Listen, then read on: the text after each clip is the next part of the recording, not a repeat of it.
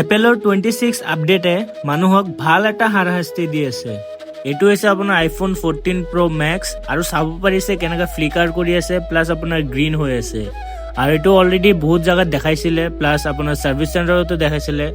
আচলতে ছাৰ্ভিচ চেণ্টাৰত আপোনাৰ ৰিপেয়াৰ নকৰে, সিহঁতে পাৰ্টছ ৰিপ্লেচমেণ্টহে কৰে। তো এইটো ছাৰ্ভিচ চেণ্টাৰতে দেখাইছিলে প্লাছ আৰু 2-1 জাগাত দেখাইছিলে। চাব পাৰিছে কেনেকৈ এইটো জাম্পাৰ কৰিছে। তো আচলতে 14 Pro Max 14 Pro এইবোৰ আপোনাৰ জাম্পাৰত ৰিপেয়াৰে নহয়। ফাইনেলি চাব পাৰি আছে চেম ফোন হয়, ৰিপেয়াৰ হৈ গৈছে উইদাউট ডিছপ্লে ৰিপ্লেচমেণ্ট। তাৰপিছত আৰু এটা আহিছে আপোনাৰ 14 Pro Max back to back same problem লৈ কেনে। এইটো হৈছে আপোনাৰ 14 Pro Max আৰু চাই আছে কেনে ফ্লিকাৰ কৰি আছে।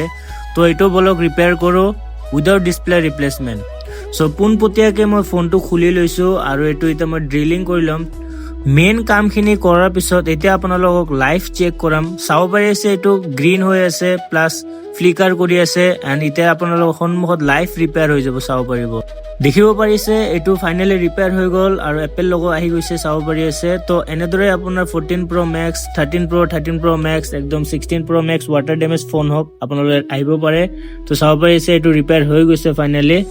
তো ফাইনেলি এইটো ৰিপেয়াৰ হৈ গৈছে। অলপ আগতে এইটো ফ্লিকাৰ এণ্ড গ্ৰীণ হৈ আছিলে। তো চাব পাৰি আছে ফাইনেলি এইটো ডান হৈ গৈছে আৰু বাইদেউ আছে সন্মুখতে। তো বাইদেউ কেনেকুৱা ফিল পাইছে? বহুত ভাল এয়া পালো আপোনাৰ মানে এয়া চাইছিলো মই ৰিলত চাইছিলো তো তাৰ পৰাই আহিছো। মই এক্সপেক্ট কৰা নাছিলো যে এইটো ভাল হৈ যাব বুলি। মোৰ বহুত ভয় লাগি আছে। আৰু ক'ৰবাত দেখাইছিলে আপুনি? নাই মই এনে দেখুৱা নাই, কিন্তু মই তেতিয়া ফোন কৰি বেলেগৰ কৈছে স্ক্ৰীন ৰিপ্লেচ কৰিব লাগিব, বাট এনেকে স্ক্ৰীন ৰিপ্লেচ নকৰাকে যে হৈ গ'ল। I am very thankful to U.